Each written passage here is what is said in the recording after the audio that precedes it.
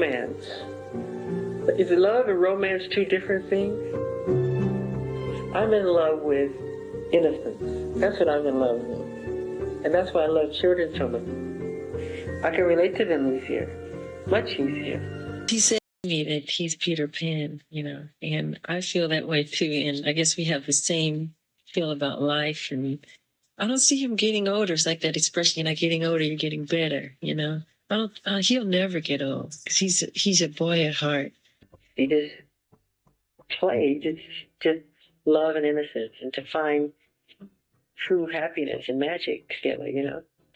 I have seen the evilness in man, how vindictive man can be, how cruel, how abusive, how judgmental, how they have hurt me and done all these things. And what's made me hold on, what has saved my life, is children.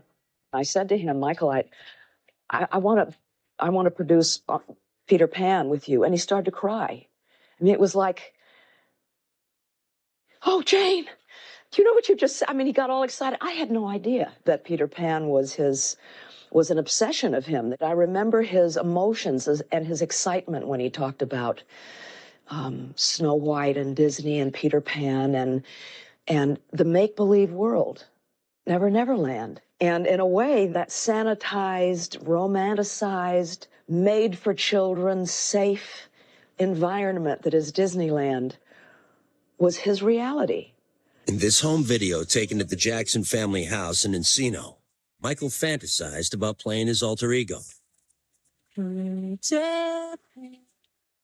Because Michael was robbed of his childhood, because of his having been made to be a star and essentially exploited by the family, he didn't have a child. 1988, Jackson spent $17 million on a 2,700-acre ranch in the Santa Ynez Valley of Southern California.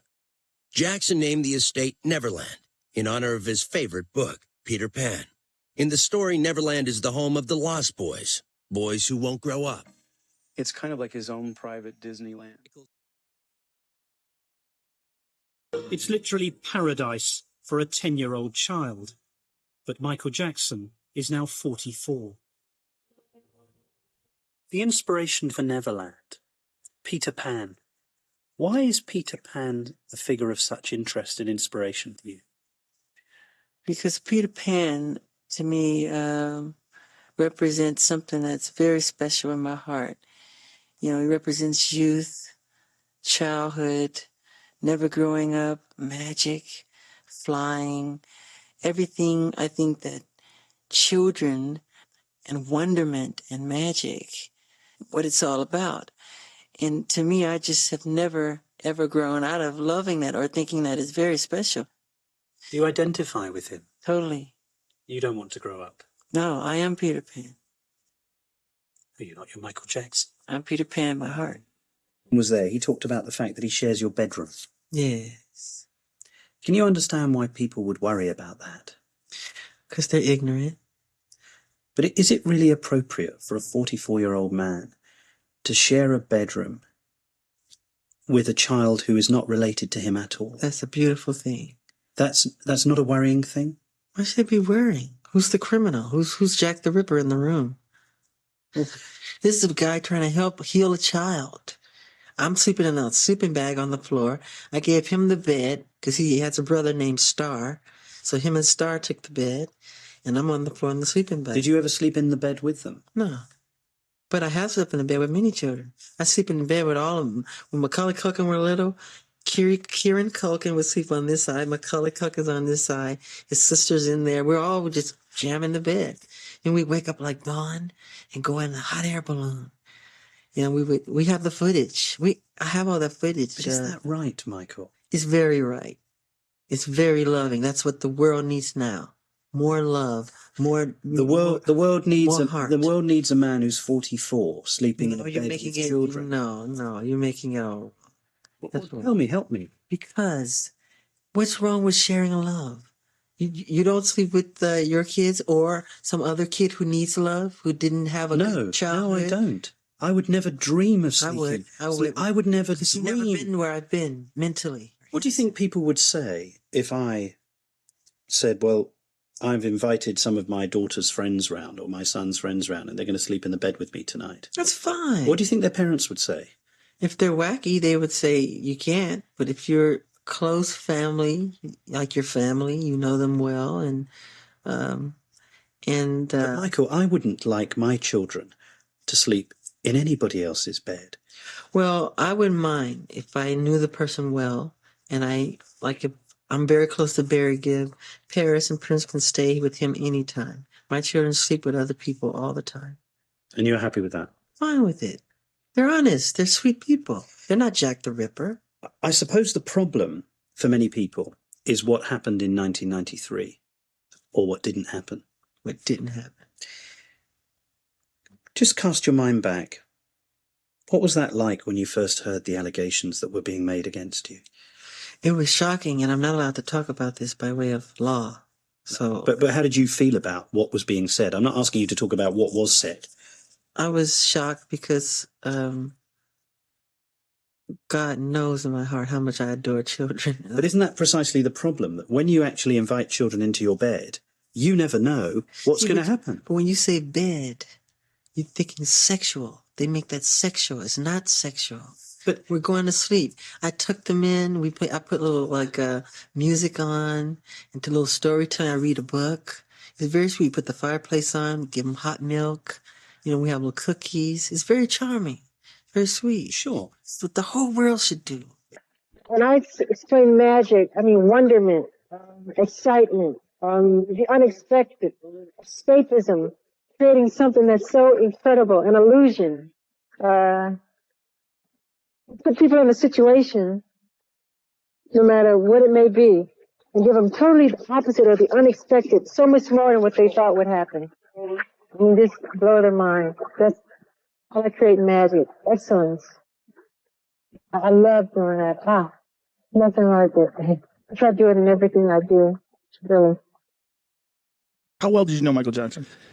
I thought very, very well. And he was the most remarkable person I've ever met in my life. And when I tell people how remarkable, they don't believe me. He was, you and I and Jamie are on a certain level. And we don't know we're on a certain level because we figured this is the range of humanity. If we go out and meet anybody on the street or even anybody famous, I work with Buzz Aldrin these days, what we're going to encounter is another person pretty much like us. Sorry, in Michael Jackson's case, he did not fit on this normal plane at all. He was on a plane somewhere where you've never seen a human being before. So the first time I met him, we were at his brother Marlon's pool house. It's a little house with just enough room for one big room on the first floor and another big room on the second floor with a little tiny staircase between them. And there's a billiard table in the middle of the room, and there are arcade games, which at that point in particular, 1983, were unattainable. No human could afford arcade games unless you were Steve Wynn and you were actually equipping an arcade. So we're in this room, and Michael and I are standing next to each other. So his elbow is at his left elbow is at my right elbow. His left knee is at my right knee. And we have a meeting with the art director from CBS. I'm condensing the story. There's lots more. But we're having a meeting with the art director, and she walks in with 5 of the most gorgeous portfolios you've ever seen in your life. Hand-carved cherry wood, hand-carved leather. And these are from guys I know because I started in pop culture in the art business. And these were my legendary competitors. And Michael opens the first page of the first portfolio, and he gets a square inch into it, a postage stamp size piece into it. And he goes, oh, and his knees begin to buckle. And he gets another 2 square inches into it, just lifts the page a little bit further. Oh, he lifts it even further. Oh, Michael is seeing the infinite in in things that even the artist didn't see it with such infinity as Michael is seeing it. And by the time he gets to the full page, he's having a full-scale aesthetic orgasm. I have never seen anything like this in my life. And remember, the first 2 rules of science are the truth at any price, including the price of your life, and look at things right under your nose as if you've never seen them before, and then proceed from there. Michael is seeing the infinite in the tiniest of things, and you've never seen a human with this degree of awe, wonder, and surprise anywhere in your life. And I will never see another human like that again. You told me right now that, Michael, you could never see another child, I would kill myself. And I swear to you, I should. Because I have nothing else to live for. see the way I feel about Gavin, but multiply that millions of times over. And that's why I know this magic of love is so important. He is such a beautiful child. I told him, I said, you look just like an angel. There's nothing pure and nothing more spiritual to me than children. I think it's the most golden thing we have. I can be myself and jump into their magical world.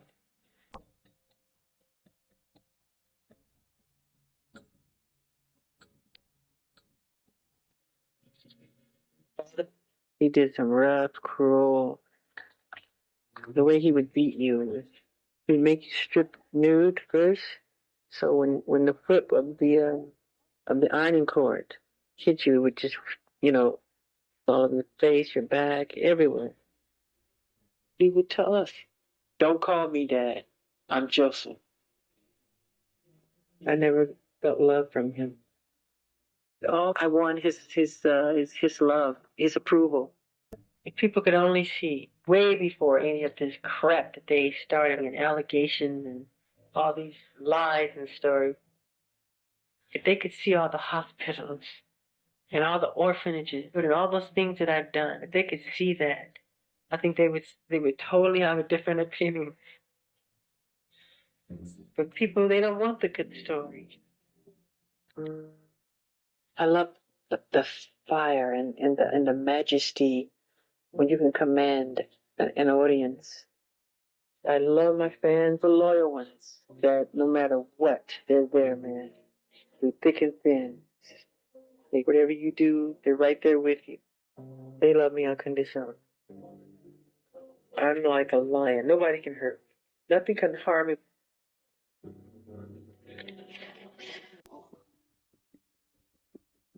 You wish you would know what lies after life. Yeah. What heaven is like. I always said if I had to die, I want to be buried right where there's children. I want them next to me. I would feel safer that way. I need their spirit to protect me. Children, I think, can be very loyal.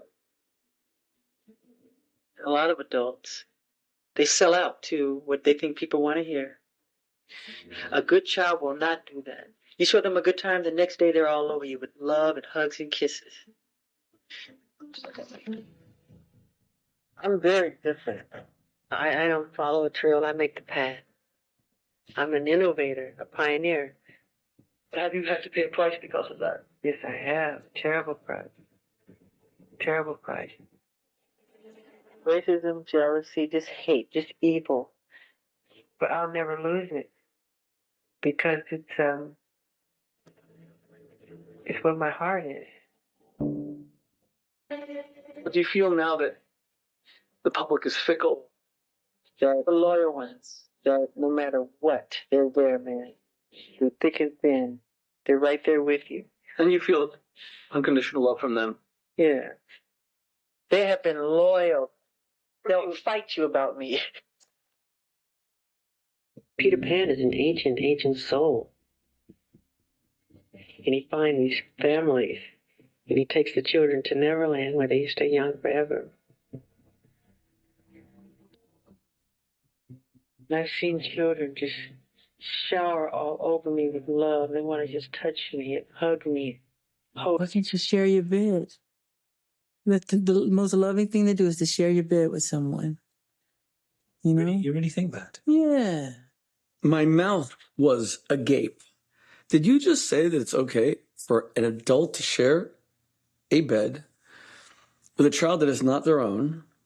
It was, for me, as if he had fallen and crashed. But haven't you got a spare room or a spare house here where he could have stayed? Yeah, but no, yes, we have guest units, but whenever kids come here, they always want to stay with me. I thought, man, he's really glutton for punishment here. California has sent word that it has reached a verdict. They announced that they had a verdict and it would be presented in the courtroom in 2 hours.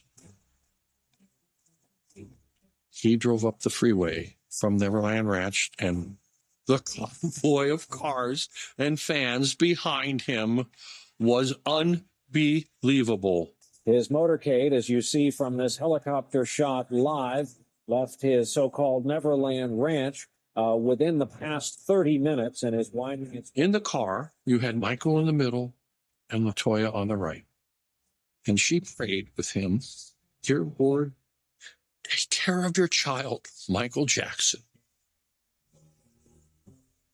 He is your servant, Lord. He does your bidding. Protect him, defend him." And Michael is stoic. He doesn't say a word.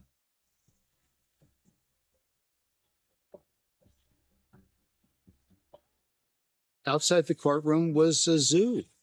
I've never seen anything like that before.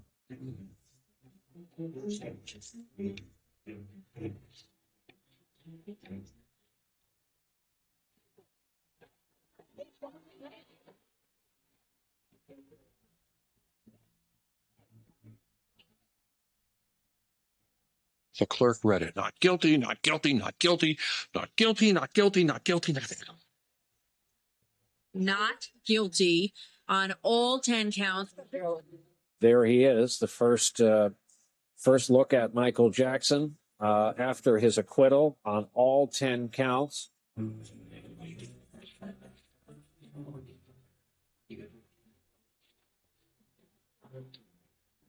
Clearly, this jury did not buy that these people were telling the truth. There's no doubt about it. The defense said this family, this mother, wanted to ride the gravy train. Jurors realize that, in the celebrity land of Michael Jackson, people do get accused of things that they haven't done. Your reaction to the news, Stacey? Well, Brian, I'm stunned. I really thought that there was going to be a couple of convictions there. He's dodged the bullet. I truly felt that Michael Jackson was a child molester. I felt that then, and I haven't changed my mind now. But the problem was proving it. And the jury had a hard time believing the Arvizos. We got Gavin on the phone. And Gavin, poor Gavin, I just remember that voice. And why didn't they believe me? Why didn't they believe me?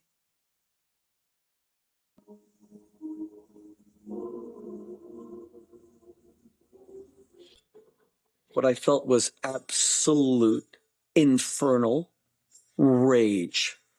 You stupid, stupid man, Michael, what have you done? You've orphaned your children. I think it took a few hours for the rage to wear off, and then terrible grief set in. Are you afraid of death? Yes.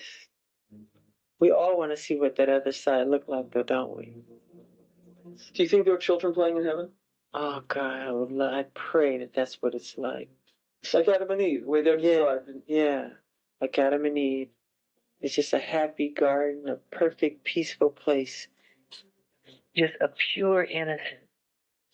I pray that it's like that.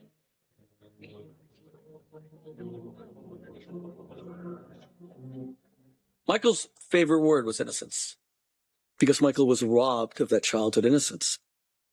He said to me, I never had innocence. My life has been a constant effort to reclaim lost innocence, like a return to Eden, a return to paradise.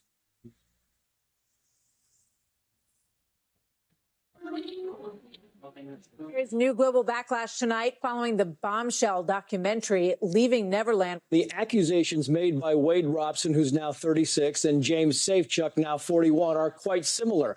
Both were befriended by Jackson when they were young boys, and both were brought to his Neverland Ranch, where they claim the abuse began. So what are you alleging that he actually did? He sexually abused me from 7 years old until 14. I've lived in silence and denial for 22 years, and I can't spend another moment in that. I have never seen the documentary, but I think these are cases of people coming out and saying horrible things long after anything is provable, when there's a lot of money at stake. The Michael Jackson I knew was a really, really sweet, kind-hearted person. I don't know why I get so protective. It doesn't make any sense. Do you think he's innocent? After everything you've seen, do you still think he's possibly innocent? I was appalled. I was shocked. Wade Robson told the jury under penalty of perjury it didn't happen. And then he does this film and says, oh, yeah, it happened. Well, the two don't jive. It tells me that it's false.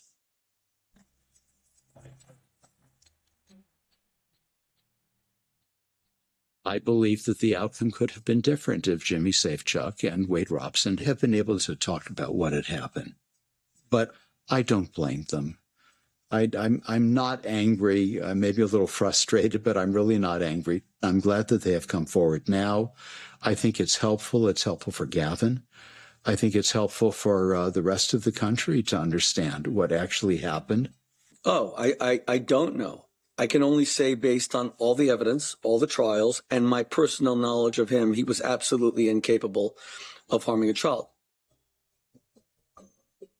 I remember him putting my hands on his head when he was down there. I'll never forget the feeling of his hair. The way they painted the picture of inappropriate behavior, sexual molestation, it moved me. I just thought, oh my gosh. If you saw that documentary, you have to have some compassion for Wade and James. I think I was just like kind of wincing, and I was asking him not to do it, but he did it and he said, oh, you'll like it. It was so powerful. So powerful. I was as big a Michael Jackson fan as anyone. But that documentary showed how this man manipulated not just those boys, not just their family. Michael manipulated the entire world. A lot of folks did not want to believe Gavin. They wanted to believe their hero, their idol. We're talking about the king of pop, and we don't want to believe that such a phenomenal talent is dangerous. We just don't want those two things in the same place. It's very difficult. I'll be the first one to tell you, because I love his music. I love what he created. But Gavin, his story has never shifted, and we would know by now. If the reason they had done this was money, there's been no exchange of money in regards to any of this for the Arvizo family. So maybe we need to ask ourselves, is that body of work worth the price of James, Wade, Gavin? Is that a fair price? Gavin is doing extraordinarily well. I'm magnificently proud of him, but he's fought for it. He's fought hard. Yeah, it's hard to talk about.